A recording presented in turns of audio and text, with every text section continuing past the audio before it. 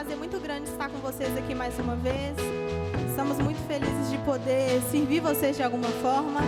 Eu queria te convidar aí na sua casa a entoar um louvor nesse momento a Deus, amém? Sobre toda a terra tu és o rei, sobre as montanhas e o pôr do sol. Uma coisa só, meu desejo é vem reinar de novo em mim.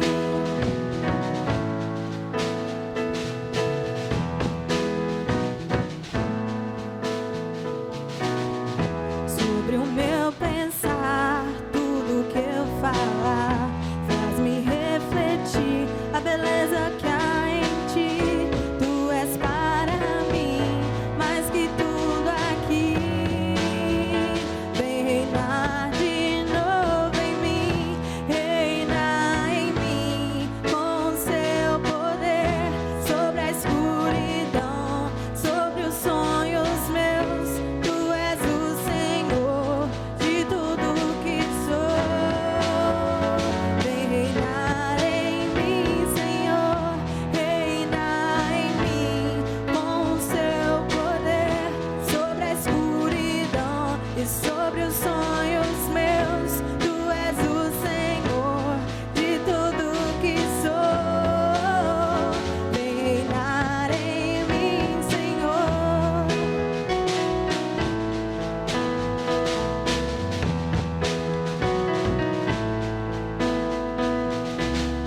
Sobre o meu pensar, tudo que eu falar, faz-me refletir a beleza que há em ti. Tu és para mim mais que tudo aqui. Vem reinar de novo em mim, reinar em mim com seu poder sobre a escuridão, sobre os sonhos meus. Tu és o Senhor de tudo que sou. Vem reinar em mim, Senhor, reinar em mim com seu poder sobre a escuridão e sobre os sonhos meus. Tu és o Senhor de tudo que sou. Vem reinar em mim, Senhor.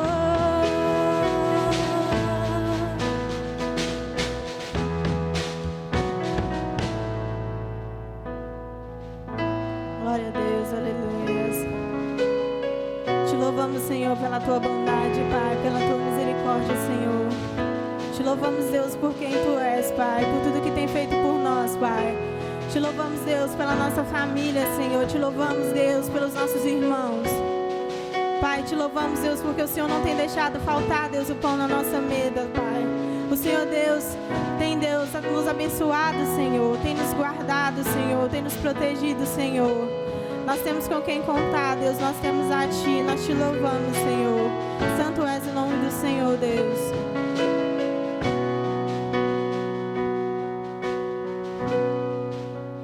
Quem é esse que vem nos abraçando?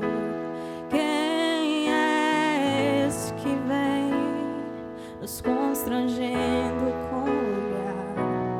Ele é tão sábio, ensina em amor. Ele é tão manso, cuida dos corações. Quem é esse que vem nos abraçando? Quem é esse que vem nos constrangendo com o olhar?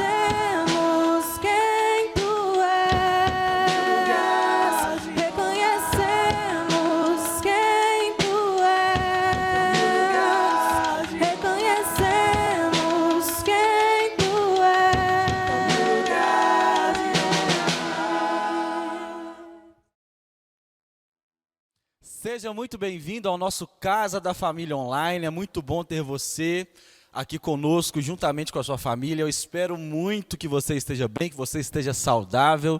Estamos de forma distante online por conta da pandemia mais uma vez, mas a nossa expectativa é que em breve tudo isso se ajeite para que mais uma vez possamos estar juntos. E a frase, a palavra, a direção que tem queimado no nosso coração é: somos família e isso é o suficiente. Nós somos família e permaneceremos juntos até o final. Nós somos família e nos amaremos. Então espero que você esteja bem. Estamos morrendo de saudade, eu em particular morrendo de saudade de todos vocês. É sempre uma tragédia vir para esse lugar, ver todas essas cadeiras vazias, mas a nossa expectativa é que em breve tudo isso volte. Hoje eu quero compartilhar uma palavra com vocês, que particularmente é a minha história favorita da Bíblia. E eu queria que você acompanhasse comigo. Nós vamos expor esse texto que está lá em Lucas, no capítulo 24, no versículo 13. É um texto que eu gosto muito, que sempre me empolga todas as vezes que eu o leio. Todas as vezes o Senhor me enriquece com novas coisas. E aí eu queria que você acompanhasse Lucas, no capítulo 24, a partir do versículo de número 13, que é a história dos discípulos em caminho à cidade de Emaús. Vamos ler. Naquele mesmo dia, 2 deles estavam indo para um povoado chamado Emaús, 11 quilômetros de Jerusalém. No caminho, conversavam a respeito de tudo o que havia acontecido. Enquanto conversavam e discutiam, o próprio Jesus se aproximou e começou a caminhar com eles. Mas os olhos deles foram impedidos de reconhecê-lo. E lhes perguntou: sobre o que vocês estão discutindo enquanto caminham? Eles pararam com os rostos entristecidos. E um deles, chamado Cleopas, perguntou-lhe: você é o único viajante em Jerusalém que não sabe das coisas que ali aconteceram nesses dias? Jesus perguntou: que coisas? O que aconteceu com Jesus de Nazaré? Responderam eles: ele era um profeta poderoso em palavras e em obras diante de Deus e de todo o povo. O chefe dos sacerdotes e as nossas autoridades o entregaram para ser condenado à morte e o crucificaram. E nós esperávamos que ele era aquele que ia trazer redenção a Israel. E hoje é o 3º dia desde que tudo isso aconteceu. Algumas das mulheres entre nós nos deram um susto hoje. Foram de manhã bem cedo ao sepulcro e não acharam o corpo dele. Voltaram e nos contaram que tinham tido uma visão de anjos, que disseram que ele estava vivo. Alguns dos nossos companheiros foram ao sepulcro e encontraram tudo exatamente como as mulheres tinham dito, mas não o viram. Ele lhes disse: como vocês custam a entender e como demoram a crer em tudo que os profetas falaram? Não devia o Cristo sofrer essas coisas para entrar na sua glória? E começando por Moisés e todos os profetas, explicou-lhes o que constava a respeito dele em todas as Escrituras. Ao se aproximarem do povoado para o qual estavam indo, Jesus fez com que ia mais adiante, mas eles insistiram muito com ele: fique conosco, passe a noite, pois a noite já está aí, o dia já está quase findando. Então ele entrou para ficar com eles. Quando estava à mesa com eles, tomou o pão, deu graças, partiu e deu a eles. Então os olhos deles foram abertos e o reconheceram, e ele desapareceu da vista deles. Perguntaram-se uns aos outros: não estava ardendo os nossos corações dentro de nós enquanto ele falava no caminho e nos expunha as Escrituras? Levantaram-se, voltaram imediatamente para Jerusalém. Ali encontraram os 11 e o que estavam com eles reunidos. Esse, para mim, de fato, é o melhor relato de Jesus com seus discípulos. É o que mais me empolga, é o que mais me apaixona, talvez pela performance de Jesus, ou a forma como Jesus conduz toda essa situação, me brilha os olhos. Mas nós acabamos de ler um relato. Nessa ocasião, Jesus acabara de morrer, ressuscitar, como o texto muito bem disse. Quando há esse encontro, haviam passado apenas 3 dias que todas essas coisas haviam acontecido. Então você sabe, Jesus vem com a promessa de ser o Salvador do mundo, o Messias, mas Jesus havia morrido. E havia ali um grande desalento em todos os seus discípulos, os apóstolos, os amigos, seguidores, família, todos estavam assim desesperançosos, pois Jesus havia morrido. E aí não sabemos por que raios os discípulos saem de Jerusalém e vão em direção a Emaús. O texto não deixa claro, mas isso é algo que acontece. Os discípulos saem de Jerusalém, vão em direção a Emaús, com esse coração entristecido, com esse desalento, com esse desamor com a vida. Talvez eles voltaram para a sua cidade natal, para as suas velhas vidas, para os seus antigos empregos. Talvez a morte de Jesus trouxe uma desilusão, um desgaste tão grande, uma decepção tão grande, porque o profeta, o mestre, o grande rabi morreu. Então vamos voltar para a nossa antiga vida. O próprio Pedro, que Jesus ao o encontrar, diz para ele: Pedro, a partir de hoje você não mais será um pescador, de peixes comum, você vai ser um pescador de homens. E Pedro larga as redes. Alguns capítulos à frente, após a morte de Jesus, nós encontramos Pedro pescando outra vez. Talvez eu traí Jesus, eu o neguei, Jesus morreu, ele não quer mais nada comigo e eu vou voltar para a minha antiga vida. Talvez é isso que está acontecendo aqui. A decepção nos faz voltar, nos faz retroceder, nos faz pensar que a nossa antiga vida é melhor que a atual. Eu era feliz lá em 2013. Eu era feliz quando eu tinha aquele emprego. Mas a Bíblia vai dizer: não é sábio dizer que os dias passados são melhores que os atuais. E eles estão aqui desanimados, com esse desalento, voltando para esse lugar ou indo para esse lugar, apesar de ser um direcionamento diferente do que Jesus tinha dito. Quando nós continuamos lendo o texto, nós vamos perceber que Jesus reafirma isso. Ele vai dizer em Lucas 24:49: e eu lhes envio a promessa de meu Pai, fiquem aqui na cidade até serem revestidos por poder do alto. Jesus não queria que eles saíssem de Jerusalém até então. Tinha todo um processo pelo qual eles precisavam passar, um enchimento de poder do Espírito, e os discípulos estavam saindo. Como diz o próprio livro de Mateus, que o pastor seria ferido e as ovelhas seriam dispersas. Isso está acontecendo.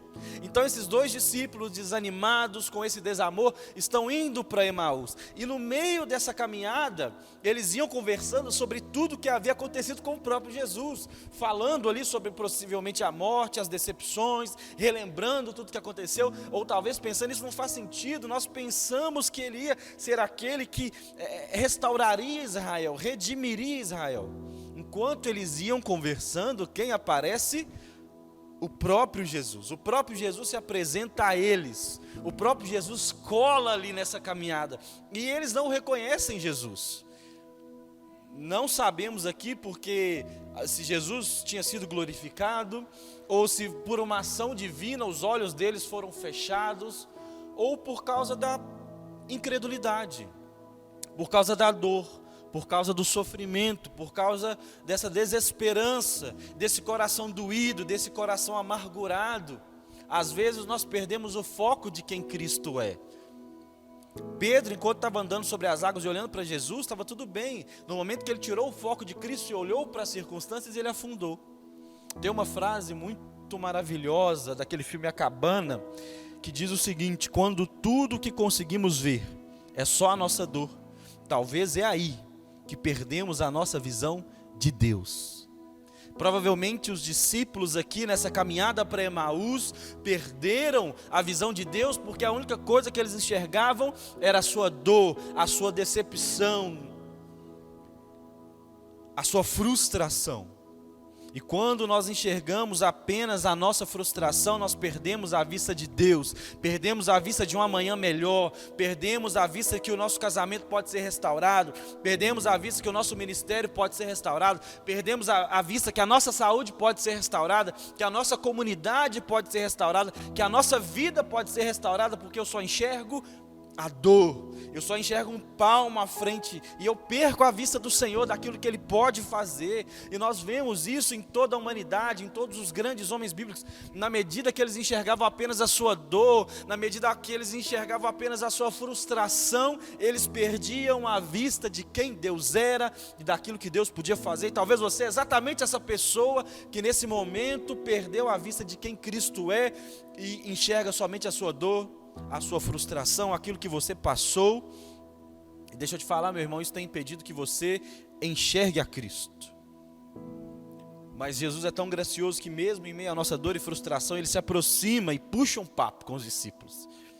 Ele percebe que eles estão abatidos, Ele percebe que a sua fisionomia está abatida. Um coração abatido abate o nosso rosto. Um coração alegre formoseia o rosto, é o que vai dizer Salomão. E aqui, meu irmão, nesse texto se cumpre aquela profecia, aquela palavra que Jesus disse em Mateus capítulo 10, versículo 20.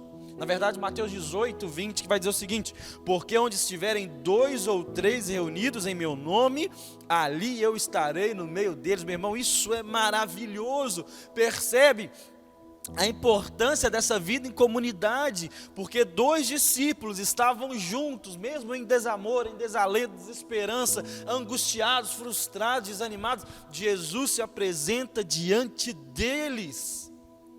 Percebe a importância da nossa unidade, meu irmão? Nem que seja para lamuriar as nossas angústias, nem que seja para vomitar, regurgitar as nossas frustrações. Esse sentimento, esse processo atrai a presença de Jesus. Isso é graça.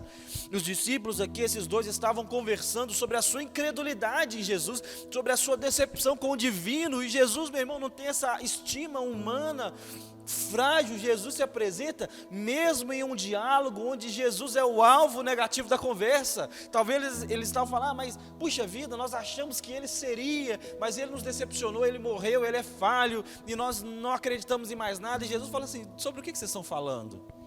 Meu irmão, Jesus não tem problema com a nossa fraqueza, com a nossa humanidade. Jesus tem problema com a nossa hipocrisia. Quando nós perdemos a vida em verdade com o Senhor para manter uma vida em mentira com o outro.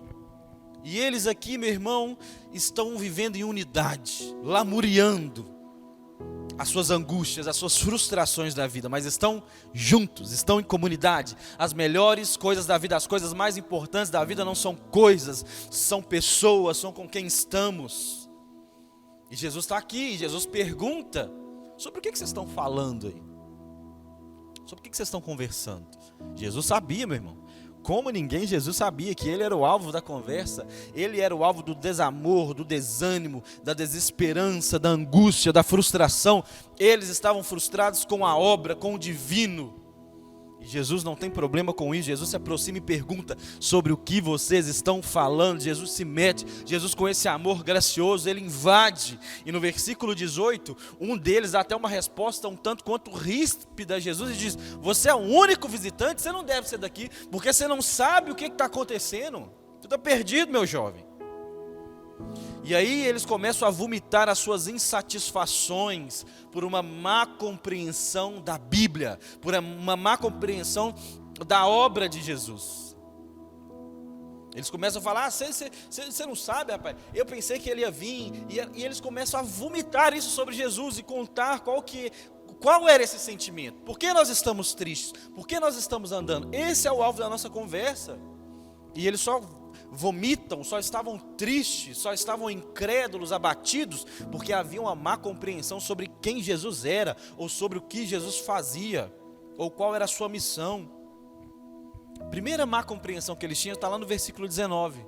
Ele era um profeta. Jesus era um profeta, sim, mas o seu ministério não se resumia simplesmente nisso. Essa era uma das facetas do ministério de Cristo.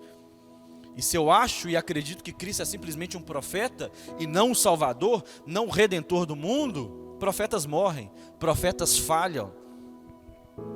E aí eu não consigo enxergar a complexidade de quem Cristo é. Se eu enxergo Cristo simplesmente como um abençoador, aquele que vai me dar uma casa, um apartamento, o dia que ele não me der uma casa, um apartamento, Cristo morre, ele não tem mais utilidade. Como está acontecendo aqui. Cristo é simplesmente um profeta. O dia que a boca dele foi calada pela morte, vamos colocar assim, acabou o seu ministério, acabou a sua vida. Meu irmão, nós não somos o resumo dos nossos erros e nem acertos, e nem dos nossos ministérios, trabalhos, chamados, atribuições como marido, mulher, pastor, policial, designer, pedreiro, médico. Nós não somos o resumo dessas coisas, porque se essas coisas acabam, nós acabamos também.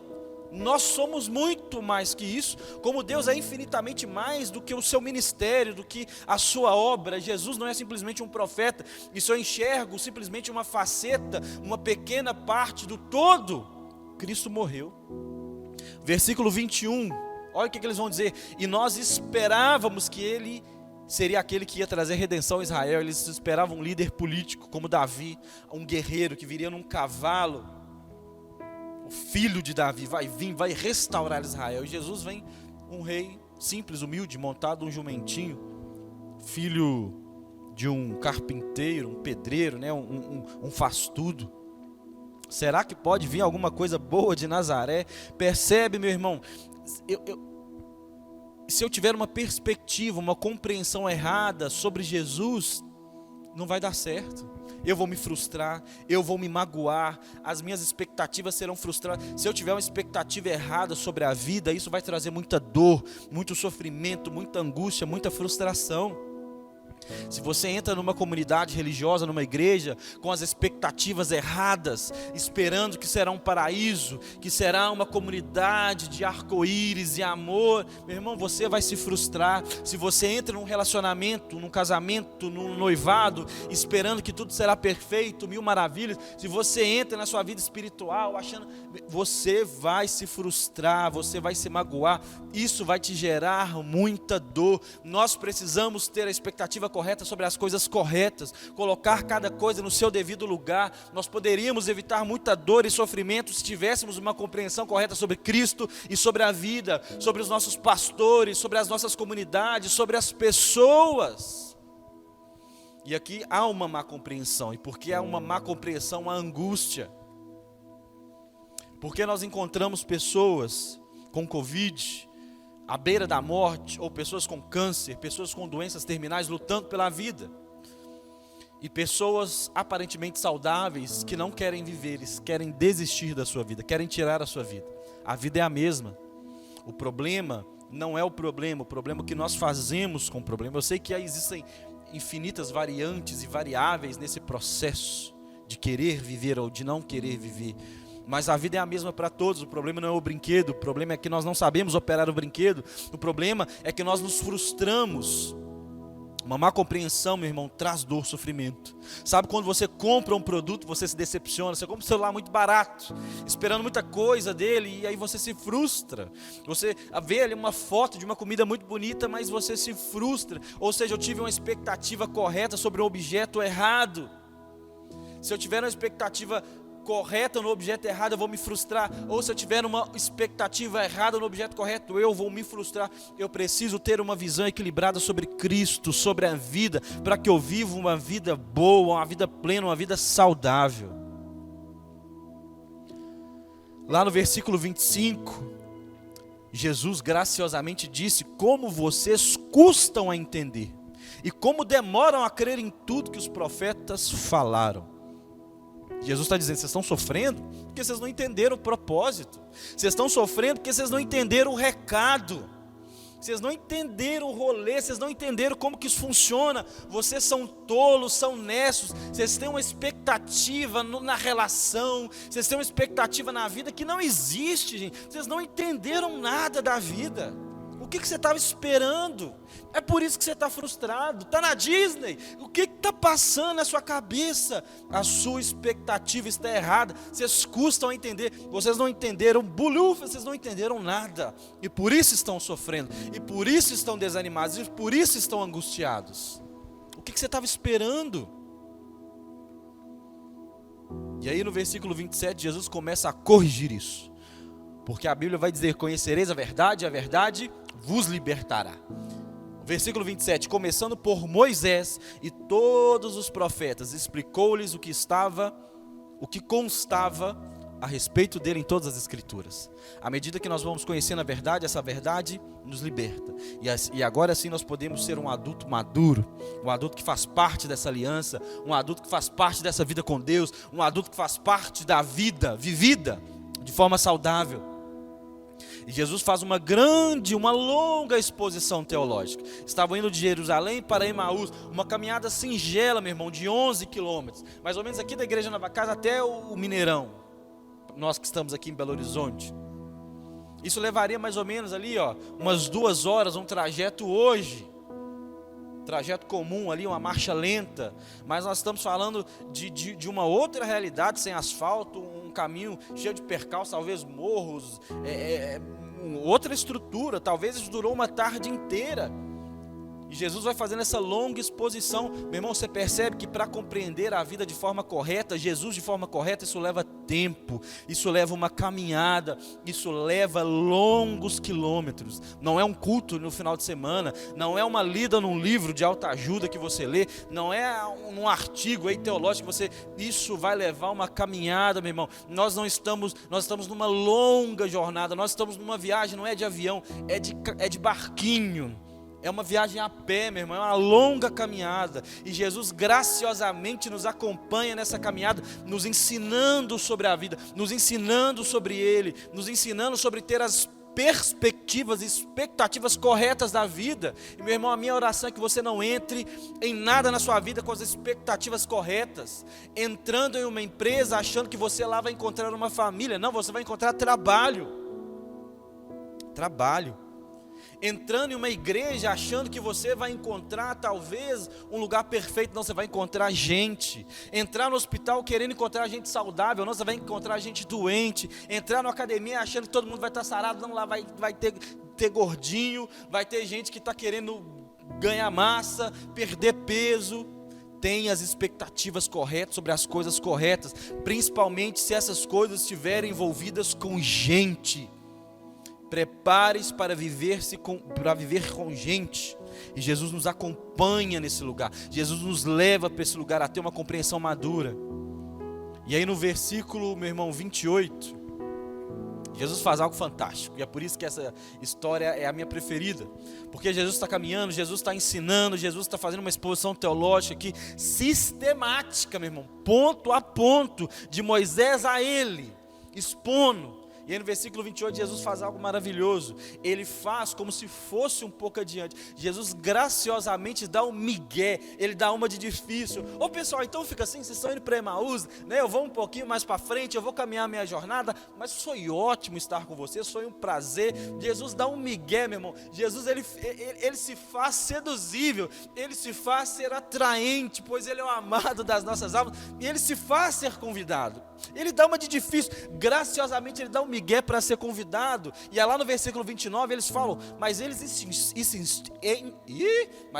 insistiram muito com ele: fique conosco, pois a noite já vem e o dia já está quase findando. Então ele entrou para ficar com ele. Jesus poderia, ele era Jesus, ele poderia fazer qualquer coisa, mas Jesus graciosamente faz isso.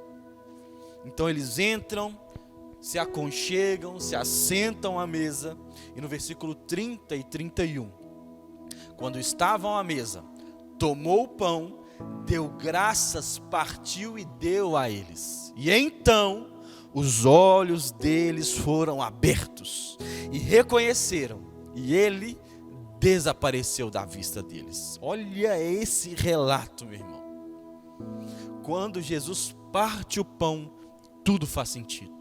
Após ali horas de caminhada, horas de ensino, horas corrigindo as expectativas e perspectivas erradas da vida, Jesus ali ele faz o símbolo do ápice da comunhão, a ceia, o partir o pão, que simboliza o meu corpo que foi partido, que foi moído por vós. Jesus parte o pão e eles entendem. Então Jesus some, manda uma bomba ninja e de forma romântica, digna de Oscar, Jesus some, uma saída digna de um rei, meu irmão, romântica como a vida deve ser. Jesus poderia dizer, eu sou Jesus aqui, então eu estava aqui querendo ensinar algo para vocês, mas não, Jesus de forma romântica, cinematográfica sai. Esse é o nosso Deus, meu irmão, esse é o nosso Deus. No versículo 32, então eles ficam ali extasiados, atônitos e perguntam-se um ao outro. Versículo 32, não estava ardendo os nossos corações dentro de nós, enquanto ele nos falava no caminho e nos expunha as escrituras. Já existia algo borbulhando aqui dentro, já existia algo queimando aqui dentro. Meu irmão, nós que tivemos um encontro com Cristo, somos como um balão. Você que está fora de BH, uma bexiga, né? Se foi cheio, encheu. Você enche o balão. E depois você esvazia, ele nunca mais é da mesma forma. Ele nunca mais volta a ser como era antes. O verdadeiro discípulo reconhece o verdadeiro alimento. O verdadeiro discípulo, ele pode até não reconhecer Jesus, porque ele está cansado, ele está frustrado, ele está magoado, está decepcionado, ele está doído, ele não quer nem viver mais. Porque a ovelha é meio cega, ela é meio burrinha às vezes, eu confesso. Como ovelha de Jesus. Nós somos meio burrinhos às vezes. Mas ovelha, ela tem uma ótima audição. Ela sente muito bem. Ela pode visualmente não reconhecer, mas ela sabe o sabor do verdadeiro alimento. Aquilo a preenche, aquilo a enche. Aquele balão não é mais como outrora, meu irmão, e aquilo o transforma. Nosso chamado não é para nós andarmos por vista, mas por fé, por aquilo que queima aqui dentro no nosso coração. Talvez você não consiga enxergar a esperança, a expectativa, a perspectiva de um amanhã melhor, que o seu casamento vai melhorar, que a minha vida vai melhorar, que as minhas estruturas de vida e de relação com o Senhor não vão melhorar. Mas talvez ao ouvir essa palavra, algo dentro de você queime. Saiba, você é um discípulo e você reconhece o verdadeiro alimento, você reconhece a esperança, você reconhece a graça, você reconhece o poder de Deus ao se encontrar com Ele. O seu chamado não é para andar por vista, então desista de ficar tentando enxergar um amanhã melhor, visualmente falando. Ande por fé, creia, meu irmão, que isso que está queimando seu coração é suficiente. Versículos 33 e 34, para nós finalizarmos. Levantaram-se e voltaram imediatamente para Jerusalém. Ali encontraram 11 dos que estavam, porque Judas já havia tirado sua vida, né? E eles diziam: é verdade, o Senhor ressuscitou, apareceu a Simão. Meu irmão, de fato essa é a minha história favorita. E talvez você até percebe a minha empolgação em falar disso aqui, pela forma como Jesus conduz, pelo romantismo, pelo brilhantismo, pela performance, pelo desfecho. Isso é apaixonante, meu irmão. É maravilhoso. E para nós finalizarmos e nos despedirmos, eu queria fazer algumas considerações sobre essa história. Se você não aprendeu nada até agora. Primeira coisa, os discípulos eles saem de Jerusalém e vão para Emaús. Primeira coisa que eu aprendo: nunca saia de Jerusalém porque você está em crise. Jerusalém significa casa das pazes, a paz terrena e futuramente a paz celestial na nova Jerusalém. Jerusalém é a casa de paz, casa do conforto, casa do amor, casa do pão, e a minha casa. Nunca saia de Jerusalém porque você está em crise. Nunca saia de Jerusalém porque a crise chegou até você. A crise não chega em Jerusalém, mas ela chega a você que está em Jerusalém. Nós estamos nesse mundo. Jesus vai dizer: eu não peço que os tire do mundo, mas que livre-os, que dê graça, que dê força. Tenha força. Porque paz, meu irmão, não se encontra em um lugar, se encontra em uma pessoa. Se você hoje não tem paz em Jerusalém, deixa eu te falar, o problema não está em Jerusalém, o problema está no seu coração, onde você tem colocado as suas perspectivas, expectativas, onde você tem colocado o seu coração na sua expectativa errada sobre a vida. Não saia de Jerusalém porque você está em crise. Não saia de Jerusalém. Jerusalém é o lugar de paz. Jerusalém é o lugar de encontrar o Senhor. Não saia da sua comunidade, não saia do seu casamento, não saia do seu trabalho, não saia da sua família, não saia metendo louco, meu irmão, assim, de forma desvairada. Algumas vezes você vai me ouvir aqui falando na igreja, realmente vá, arrisque, avance. Deus é suficientemente forte para te parar, mas a palavra que eu tenho hoje para o seu coração é essa: fique em Jerusalém, não saia de Jerusalém porque você está em crise. Crise vem e crises vão. Porque você sai de Jerusalém, você anda 11 quilômetros, você anda, você roda, você busca, você experimenta, mas acaba voltando, como esses discípulos voltaram. E imediatamente eles voltaram, porque eles entenderam que não é um lugar, é uma pessoa, e essa pessoa vai te buscar onde você está. Não tente acertar o seu relógio com um ponteiro que não é seu, meu irmão. Não saia de Jerusalém porque você está em crise. Crises vêm e crises vão. Às vezes o lado de fora é mais problemático do que o lado de dentro. A arca ali tinha animal, talvez fazia suas cocô, xixi. bagunça, rugia, gritava, aquele cheiro de bicho. Mas lá dentro era o lugar mais seguro. Lá dentro era o melhor lugar que se poderia estar, na arca de Noé. Porque do lado de fora, apesar de ter liberdade, apesar de ter o que você quiser, era morte. Não saia desse lugar por causa da crise. Não saia da sua igreja por causa da crise. Não saia de Cristo por causa da crise. Permaneça. Segunda coisa. Viver a vida no coletivo é fundamental, meu irmão. Porque onde estiverem 2 ou 3 ali, o Senhor estaria. Quando a crise chega, e ela vai chegar, não é sobre o lugar, é sobre com quem estamos. Não é sobre coisas, é sobre pessoas. Quando a paz se perder, eu espero que você esteja com as pessoas certas.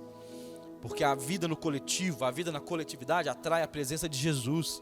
Estavam 2 discípulos frustrados, tristes, amargurados, cansados, meu irmão. Cansados, voltando para o lugar de onde não deveriam estar voltando. Mas porque estavam juntos, isso atraiu a presença de Deus. Porque estavam na coletividade, mesmo decepcionados com o Senhor, esse próprio Senhor vem para consertar uma situação que não foi nem Ele que criou. Viva a vida na coletividade, isso atrai a presença do Senhor. Porque quando a crise chegar, e ela vai chegar, não é sobre o lugar, é sobre com quem você está. Esteja com os seus, nem que seja para chorar as amarguras e amargores da vida. Nem que seja para reclamar das desesperanças e más compreensões que temos a respeito, ou que o divino possa ter nos causado. Pois é nesse interim de amargor, que o dono da graça vem com raça e aos nossos olhos acha graça, parte o pão e nos manda de volta para casa. Volte para sua casa, meu irmão. Volte para esse lugar que você não tenha saído e viva uma vida com os seus. Amém? Vamos orar? Você pode fechar os seus olhos. Você está na sua casa, fique à vontade. Deus, graças nós te damos por essa palavra, por esse tempo, por esses irmãos que nos escutam. E Jesus, nos ajuda a voltar para Jerusalém. Nos ajuda nessa caminhada. Nós talvez que estamos frustrados, machucados, perdidos, porque perdemos a expectativa. Talvez nunca tivemos uma expectativa correta do Senhor, da vida, das relações, e hoje estamos perdidos. Não acreditamos em ninguém. Estamos sem esperança, sem direção, magoados. Estamos perdidos, Jesus. Nos encontre em Emaús. Nos encontre nessa caminhada, Jesus. Nos reitera no teu caminho, no teu propósito. Faça uma exposição do teu reino, de Moisés até o Senhor, para que o nosso coração volte a Ti. Também peço que o Senhor nos ajude a encontrar pessoas que possam ser igreja conosco, que possam ser família, que possam nos ajudar a permanecer em Jerusalém, mesmo quando a crise chegar. Que sejam pessoas, Pai, que estarão conosco ali todos os dias, que serão pessoas que juntos ali estaremos confessando-nos as culpas uns aos outros, para que a Tua presença seja atraída, que a Igreja Nova Casa seja esse lugar, que eu seja esse lugar, que a nossa família, a nossa casa seja esse lugar, e que possamos ser mais parecidos com o Senhor hoje e sempre, para a honra e glória do Teu nome. Jesus, muito obrigado por todas as coisas. Abençoe o nosso país, abençoe os governantes, e que essa crise sanitária passe logo, para que possamos mais uma vez estar como família, mais próximos do que nunca.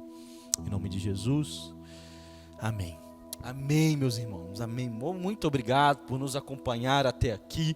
É muito bom ter você conosco todas as semanas. Nós continuamos de forma online. Você pode acessar o link na bio do nosso Instagram, @Igreja Nova Casa, e fazer parte da casa online, onde nós temos compartilhado alguns textos que nós escrevemos quase diariamente, devocionais, os links para as pregações, tudo tem sido disponibilizado lá. Acesse, você pode fazer parte disso totalmente gratuito, baixar os nossos livros, baixar o nosso livro e uma infinidade de coisas que temos disponibilizado. Amo vocês, nós somos família e isso é o que importa. Nós somos família e nos amaremos até o fim. Igreja Nova Casa, fiquem em paz, amo vocês e até a próxima. Beijo.